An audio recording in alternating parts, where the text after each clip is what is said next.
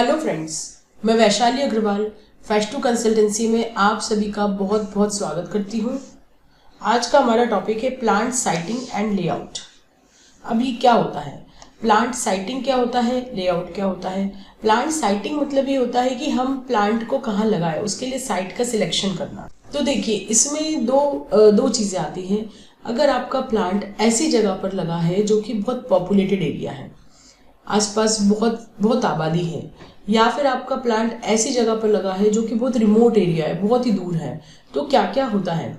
अगर plant populated area में लगे हैं तो क्या क्या प्रॉब्लम्स आती है। सबसे पहले तो ट्रैफिक का प्रॉब्लम आता है, रॉ मटेरियल RM उसका मूवमेंट, प्रोडक्ट का मूवमेंट, फिनिश्ड गुड्स का FG का मूवमेंट का प्रॉब्लम रहेगा, रोड के एक्सीडेंट्स के ज़्यादा चांसेस रहेंगे, फिर हजार्डस केमिकल्स के एक्सपोज होने की ज़्यादा पॉसिबिलिटी रहेगी, और लोग जो आसपास है नियर बाय एरियाज में उनके इंजोर होने की ज़्यादा पॉसिबिलिटीज़ रहेगी, पोल्यूशन की प्रॉब्लम रहेगी, ऑर्डर की प्रॉब्लम रहेगी, और फायर एक्सपोजर हजार्ड की प्रोबेबिलिटी बनी रहेगी। कई बार ऐसा देखने में आया है कि प्लांट जो है दूर लगाया था, शहर से दूर लगाया था, लेकिन 15 साल, 10 साल, 20 साल में वो शहर वहाँ तक एक्सटेंड होकर आ गया, और वो अब ऐसी जगह हो गई है कि प्लांट और शहर सब मिक्सअप होकर रह रहे हैं। तो वहाँ पे फिर बहुत खतरा होता है। जैसे कि उसके 2 एग्जाम्पल है इसमें, union carbide plant in Bhopal, जो कि जस्ट रेलवे लाइन के बिल्कुल नज़दीक ही था, जहाँ पे फिर मेजर एक्सीडेंट हुआ था, भोपाल गैस ट्रेजेडी जिसको हम जानते हैं, वो उसी फैक्ट्री में हुआ था। तो वो बहुत ज़्यादा हाईली पॉपुलेटेड एरिया में होने के कारण भी इतना ज़्यादा इफेक्ट हुआ था, इतने ज़्यादा लोग इफेक्ट हुए थे। फिर एक the Pemex LPG facility in Mexico, ये 2 एग्जाम्पल्स है कि थिकली पॉपुलेटेड एरिया में अगर आपका प्लांट है तो क्या प्रॉब्लम्स आ सकती है।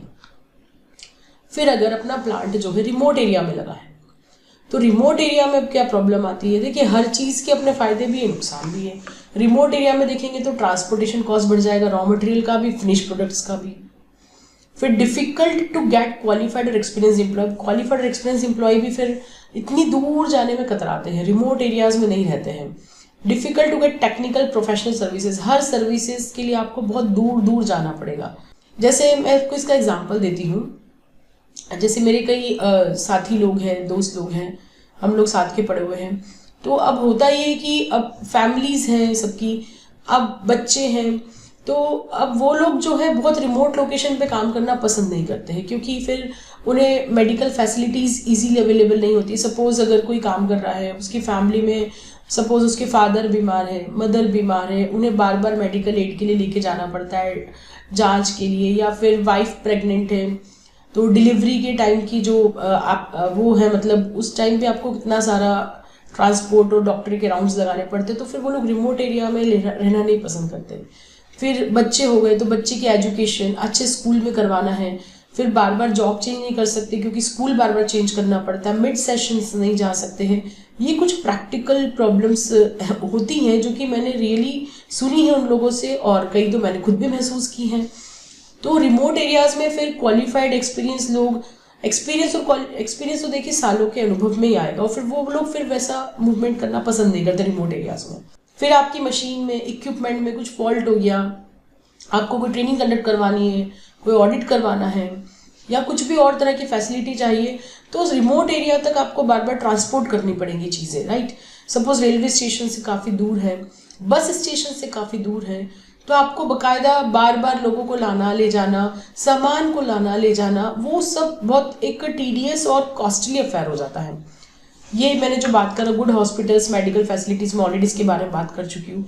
फिर फायर ब्रिगेड का स्टेशन भी काफ़ी दूर है, कभी आग लगने की स्थिति में बुलाना पड़ा तो भी बहुत दूर है। रेलवे स्टेशन से दूरी जो कि मैं ऑलरेडी डिस्कस कर चुकी हूँ। सिविक एम्यूनिटीज़ नहीं है, आसपास लोकेलिटी नहीं है, आप बाहर निकले तो जंगल है। अब आप क्या करोगे, आप अगर जॉब पे गए हो बाहर, आपकी फैमिली वहीं रह रही है। रिमोट एरियाज में नॉर्मली वो लोग रेसिडेंस बनाते हैं और वहीं पे लोकेलिटी बना देते हैं, वहीं है। लेकिन अब कई बार लोकेलिटी नहीं है, कुछ नहीं है, बस वही उसी में घूम लो, कुछ मिलने जुलने के लोग नहीं है। वी आर सोशल एनिमल्स, अगर हम बात करें तो हमें सोशल एनवायरनमेंट चाहिए, वो ही नहीं है। मॉल नहीं है, शॉपिंग पे कहाँ जाएंगे, घूमने कहाँ जाएंगे, कोई पार्क नहीं है आसपास, बच्चे कहाँ खेलेंगे, हम कहाँ जाए वीकेंड पे। तो इस तरह की कई चीज़ें आती है सामने जो हम नहीं कर पा रहे हैं। लैक ऑफ गुड स्कूल्स और कॉलेजेस हो जाता है। रिमोट एरियाज में ये बहुत इश्यूज हैं, लैक ऑफ एंटरटेनमेंट एवेन्यूज, जो कि मैं सब बता ही रही हूँ, ये एक्चुअल इश्यूज है। तो रिमोट एरियाज में जो है लोग काम कम करना पसंद करते हैं। पॉपुलेटेड एरिया में भी प्रॉब्लम है, रिमोट में भी इश्यूज हैं, पर अब करें तो क्या करें। तो factors to be considered for selection of site, तो हम जब भी कोई साइट का सिलेक्शन करना चाहते हैं तो ये वाले फैक्टर्स है जो हमें कंसिडर करने होते हैं। एक तो थिकली पॉपुलेटेड एरिया से डिस्टेंस पर हो, ठीक है, लेकिन इतना भी दूर नहीं हो कि लोग फिर वहाँ ज्वाइनिंग में कतरा रहे। General wind direction in major part of the year, wind की डायरेक्शन भी ठीक रहे, ये थोड़ा ध्यान रख के करना रहता है। प्रोननेस टू अर्थक्वेक, अर्थक्वेक की हम कौन से जोन में आते हैं, वो जो इंडस्ट्री है वो कौन से स्टेट में है, कौन से एरिया में है, और वो एरिया अर्थक्वेक जोन की किस कैटेगरी में आता है ये भी देखना पड़ेगा। फ्लड्स में तो नहीं आता है। देखिए इन सब की ना कैटेगरीज बनाई हुई है कि वो एरिया जो है किसके लिए ज़्यादा प्रोन है, कौन से डिजास्टर के लिए ज़्यादा प्रोन है। तो उस प्रोननेस के हिसाब से आपको फिर इमरजेंसी मैनेजमेंट प्लान भी बनाना पड़ेगा, वो चीज़ें भी इंक्लूड करनी पड़ेगी, और कंस्ट्रक्शन भी उस हिसाब से करना पड़ेगा। जैसे कि पहाड़ों पर अगर कंस्ट्रक्शन होता है तो अलग तरह से होता है, प्लांट्स का, इंडस्ट्रीज का, घरों का, और एक प्लेन जगह है जैसे नॉर्दर्न प्लेन्स पे कंस्ट्रक्शन होगा तो अलग तरीके से होगा। तो वो उसकी बात हो रही है यहाँ पे। स्टॉर्म वाटर ड्रेनेज की फैसिलिटी, वाटर रिक्वायरमेंट, उसकी अवेलेबिलिटी, पावर रिक्वायरमेंट, उसकी अवेलेबिलिटी, ये सब कंसिडर हमें करने पड़ेंगे फैक्टर्स। और वेस्ट, अगर हम जो वेस्ट देखिए जनरेट होगा ही सही, प्लांट डलेगा, फैक्ट्री डलेगी, तो उसको वेस्ट को जनरेट करने के बाद डिस्पोजल के अरेंजमेंट्स है कि नहीं, वहाँ पे फैसिलिटी है कि नहीं जो वेस्ट को डिस्पोज ऑफ करे, सॉलिड, लिक्विड, गैशियस वेस्ट सब तरह के लिए। नॉइज वाइब्रेशन के लिए, फॉर्जिंग इंडस्ट्री, पावर प्रेसेस, मतलब देखिए अगर आप एक इंडस्ट्री डाल रहे हैं तो आपको उसके आसपास उसकी एमिनिटीज भी लगानी पड़ेगी। आपको इक्विपमेंट की सर्विसेज लगेगी, बार बार आपको फैब्रिकेशन यार्ड लगेगा, आपको फॉर्जिंग इंडस्ट्री लग सकती है, पावर प्रेस लग सकती है, एक्सटिंग्विशर रिफिलिंग सर्विसेज लगेगी। ऐसी कितनी सारी चीज़ें आपको उसी विसिनिटी में फैक्ट्री की लगेगी।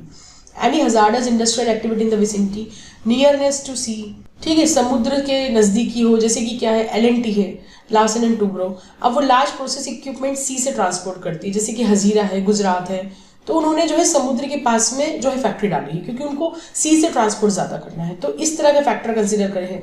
अवेलेबिलिटी ऑफ गुड रोड, आपको रोड ट्रांसपोर्ट करना है तो ऐसी जगह पे करिए जहाँ पे इंफ्रास्ट्रक्चर रोड वाला अच्छा हो।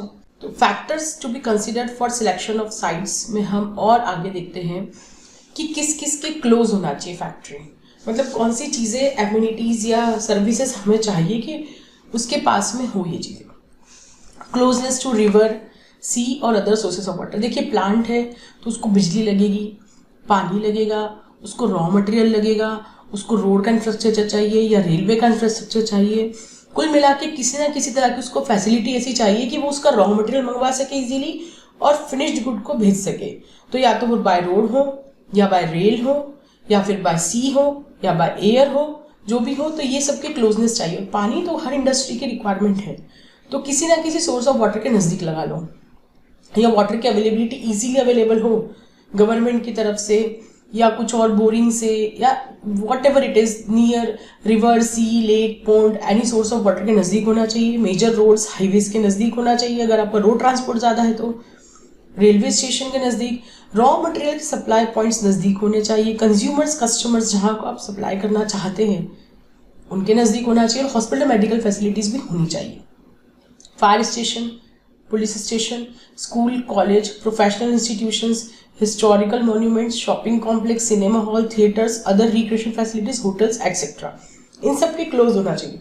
अब बोलेंगे ये तो एक तरह से पूरी वही बस गया है, शहरी बसा लो फैक्ट्री के आसपास।